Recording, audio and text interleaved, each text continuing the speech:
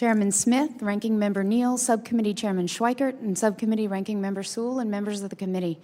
Thank you for shining a light on this public health crisis that is leading to unnecessary deaths every day across the United States, the failures of the federal government's own organ contractors.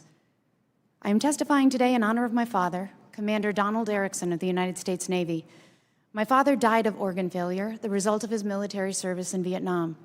Chemical exposure claimed 3 of his organs 40 years after the war ended, and I was one of his caretakers.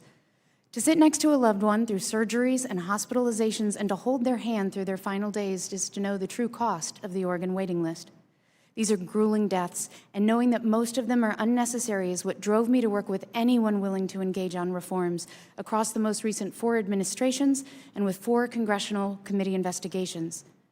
Investigations have exposed that the harms fall not only to patients on the waiting list, but also to Americans who are in ICUs because there's been a tragic accident, overdose, or other event that means they're being approached by organ procurement organizations, OPOs, and asked to say yes to organ donation.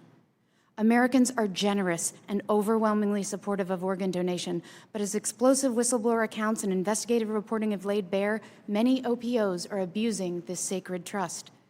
We are in the midst of a national organ harvesting crisis, and corruption at OPOs is the problem.